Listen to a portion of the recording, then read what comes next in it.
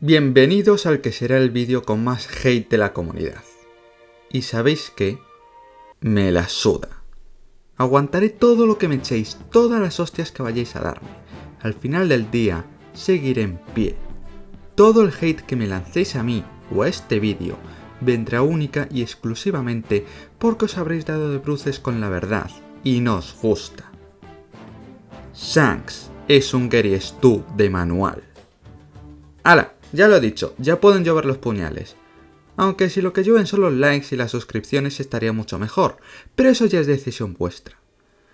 Para los que no sepan lo que es un Gary Stu es la versión masculina de una Mary Sue, es decir, un personaje ficticio que es descrito como alguien tan irreal que no tiene defectos o debilidades.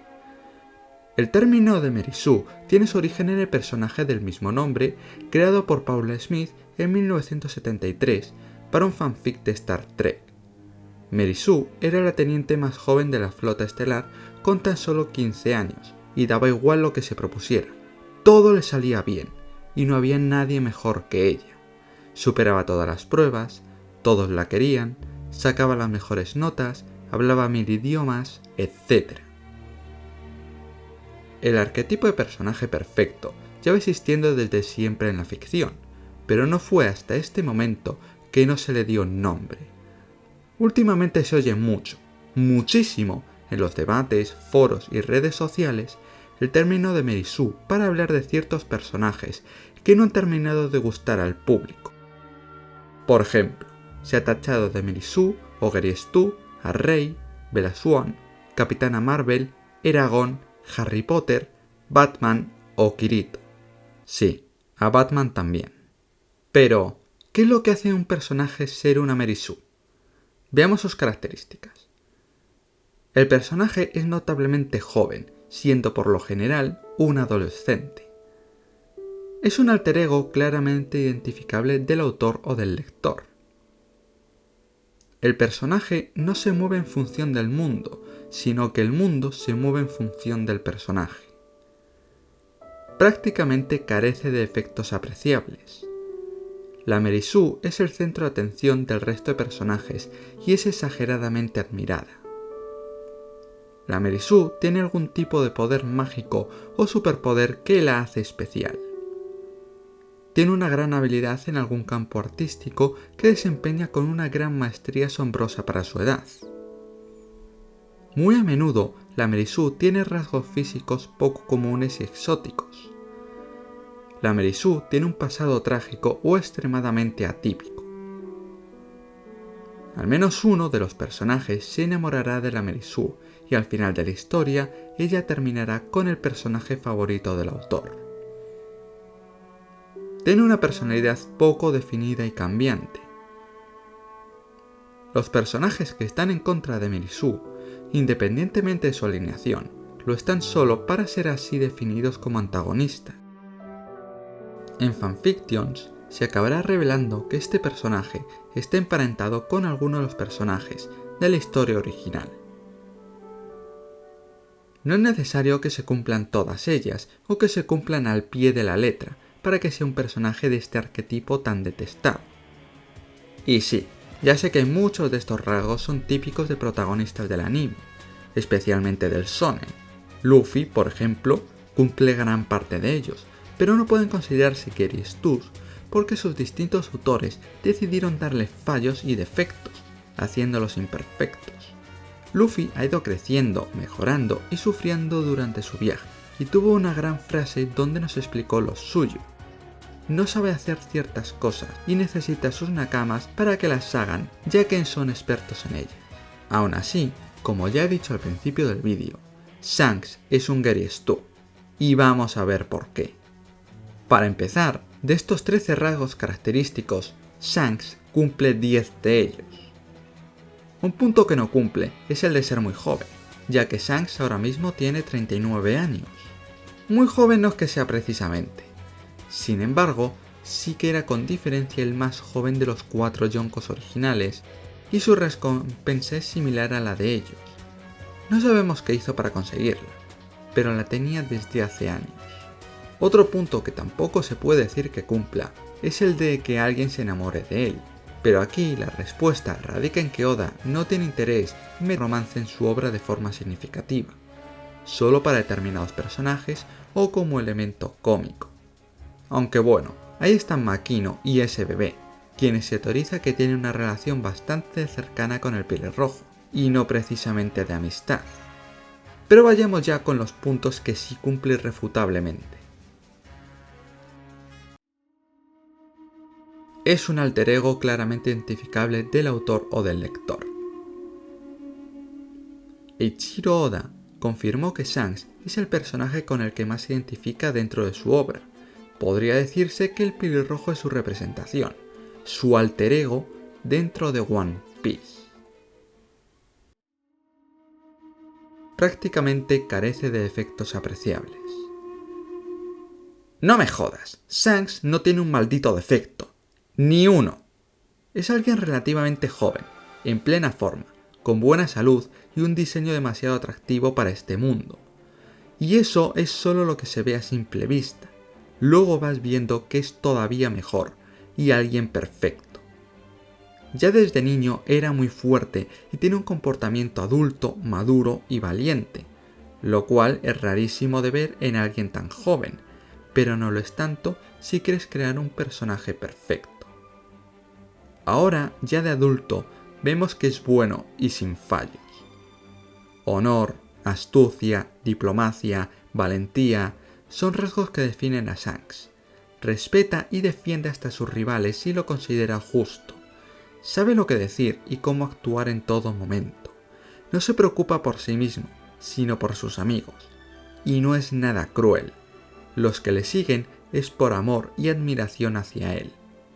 Ha demostrado ser un excelente diplomático antibelicista, salvo cuando tiene que ponerse serio, que no hay hombre más temible en el mundo entero. El mejor ejemplo es cuando fue a ver a Barba Blanca, donde primero mantuvo una posición más tranquila y relajada, pero luego no dudó en enfrentarse con él.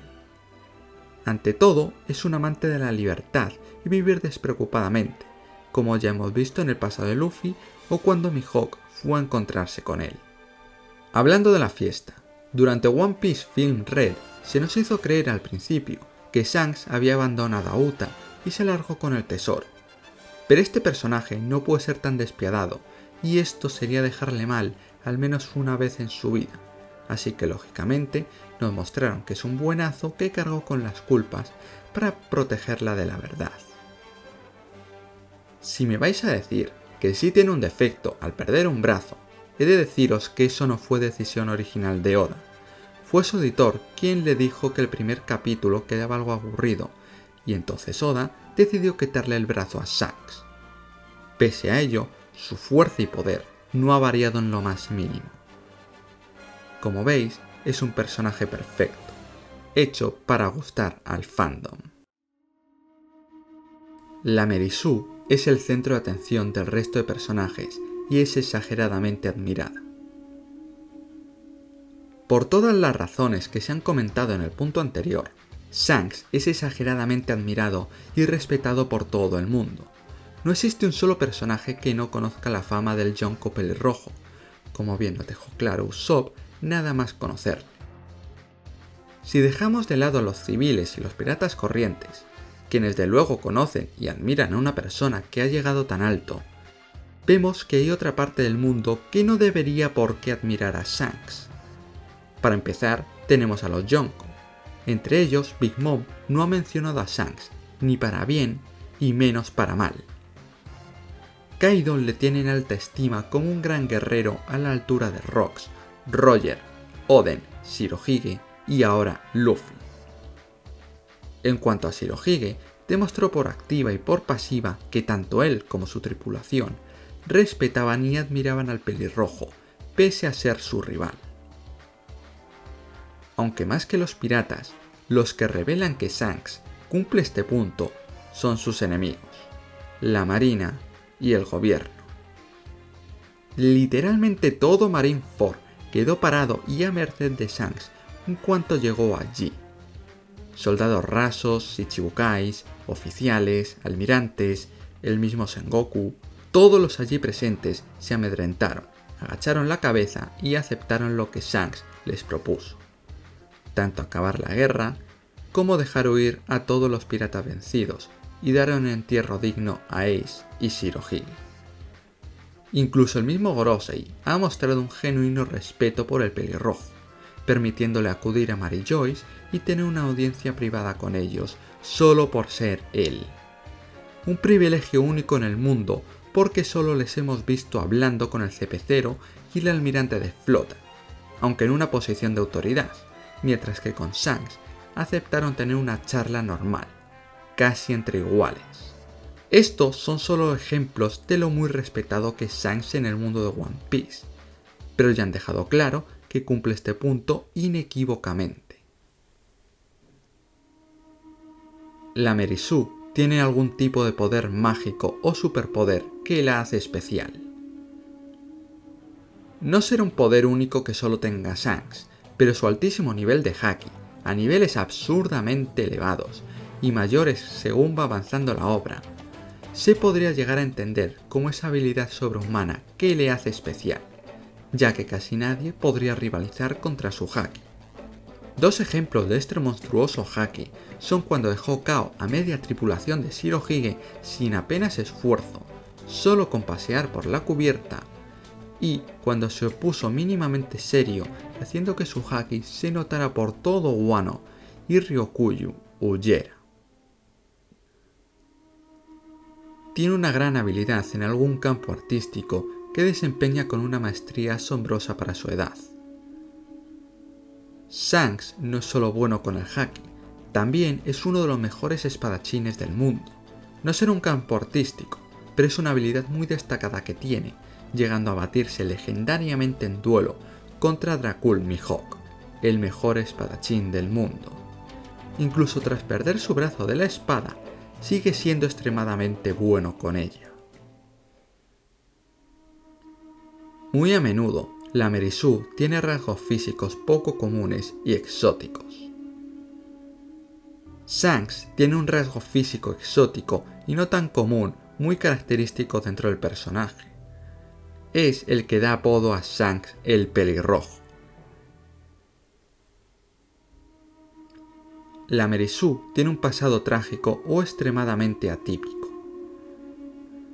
El pasado de Shanks se puede resumir en que fue encontrado en un cofre sacado de God Valley por Roger y Rayleigh y que perteneció a la tripulación del Oro Jackson como aprendiz.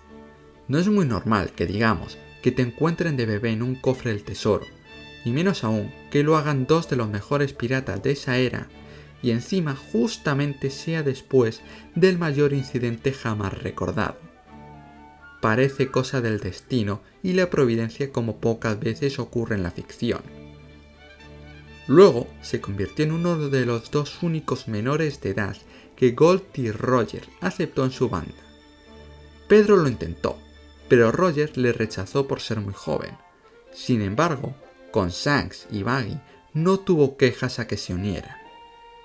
Por si esto fuera poco, el rey de los piratas le entregó su sombrero porque patata. Si Shanks se lo dio luego a Luffy fue porque demostró ser quien había heredado la voluntad de su viejo capitán y quien estaban esperando. Pero Shanks, ¿qué demostró? ¿Qué hizo para ganarse ese sombrero? Nada, existir y estar ahí. Y como no podía ser de otra forma, hay toques trágicos en su pasado, debido a la muerte de su capitán, amigo y mentor Goldie Roger, lo que hizo que Shanks rompiera en lágrimas antes de coger su relevo hasta que apareciera Joy Boy, trayendo la nueva era. Tiene una personalidad poco definida y cambiante. Pese a que hayamos hablado de su personalidad, realmente esta se basa en ser perfecto. Según lo que sabemos hasta ahora del personaje, se limita a actuar según las circunstancias, incluso en asuntos que no tienen por qué ir con él. También ha ido cambiando sus intenciones y acciones con el paso del tiempo. Primero entregó el sombrero a Luffy para motivarle a ser el rey de los piratas. Luego quiso detener a Ace frente a Kurohige. Después acaba con la guerra salvando a todos. Luego habla con el Gorosei sobre cierto pirata.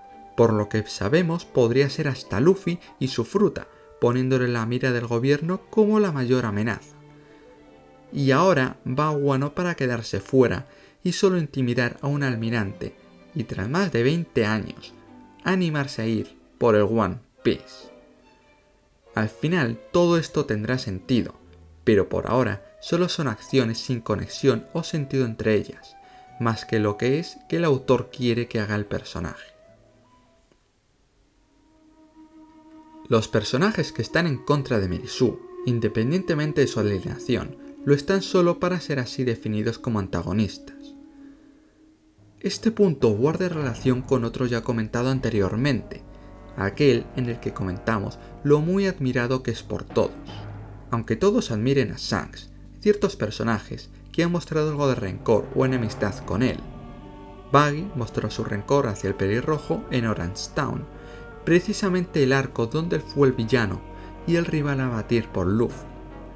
Luego, según ha ido dejando de ser un villano y ser visto más como un posible aliado para Luffy, ha dejado de mostrar tanto rencor porque ya no es un antagonista. Por su parte, Kurohige lleva siendo marcado como un enemigo de Shanks desde el momento que supimos que fue él quien le hizo la cicatriz en la cara. Pero él es el principal antagonista de la serie, el gran villano, lo que coincide con este rasgo para ser un Gerystu.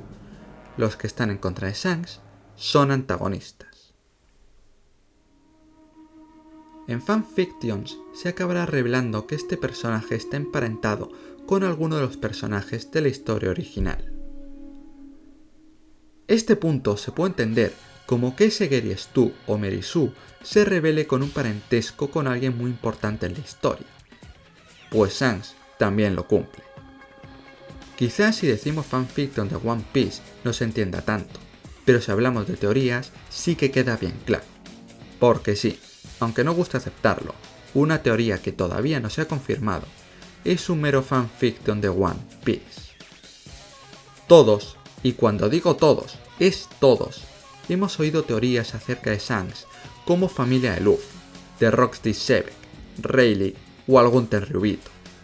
Da igual con cuál de ellos te quedes, es una idea de un fan que quiere hacer al pelirrojo alguien emparentado con un personaje muy importante para el mundo y la trama de One Piece.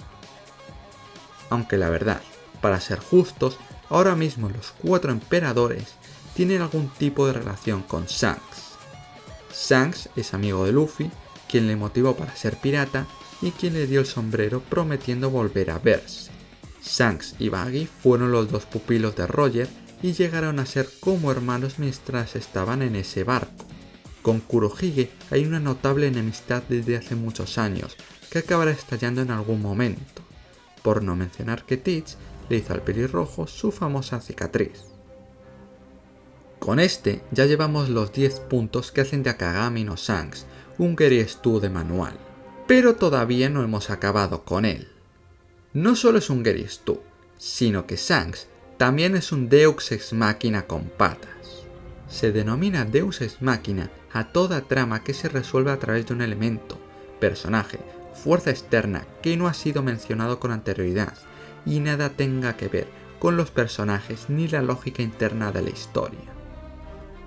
El origen de esta expresión se remonta al teatro de la Grecia clásica, cuando, al final de la obra, aparecía colgado de una grúa uno de los dioses del Olimpo para solucionar la enrevesada trama. En One Piece no hay un dios que baje de una grúa, pero sí que se suele usar a Shanks para estos fines. En Wano, Oda nos quiso mostrar al almirante Ryukyu, pero como no sabía resolver la situación por ser tan poderoso el marine, tuvo que usar a Shanks para hacer que huyera y solucionarlo todo. Sin embargo, la vez más destacable de todas es Marineford. Durante todo Marineford y los capítulos previos, solo se nos mencionó una vez a Shanks, para decirnos que había ido a encontrarse con Kaido en el Nuevo Mundo, cuando el capitán de los piratas bestias se dirigía a Marineford. Sin embargo, un día después, pudimos ver a Shanks al otro lado de la Red Line sin ningún rasguño o problema alguno. Llegó a tiempo desafiando las leyes de la física y tan solo porque quiso el autor. Oda había construido una guerra emocionante y una situación tan compleja que no sabía cómo resolverla para que acabara la guerra, y los personajes que utilizaría más adelante en la historia, como Luffy, Teach o Kobe, sobrevivieran. Así que se sacó un pelirrojo de la manga para llegar y parar las hostilidades. Y sí, acabo de decir que Marineford, ese arco tan aclamado por el fandom, acabó con un Deus Ex Machina.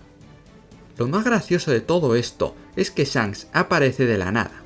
No está en la escena y de repente le vemos en el siguiente panel. Surge del aire, entra a corte. Os juro que ahora tengo miedo de darme la vuelta y encontrarme con Shanks ahí de pie. Pero no solo en Marineford, cuando llega al mismo centro de la batalla, sin que nadie note su presencia. No, también lo hizo durante el pasado de Luffy, en 2 ocasiones. O en Wano, donde no tenía razón o motivo de estar allí.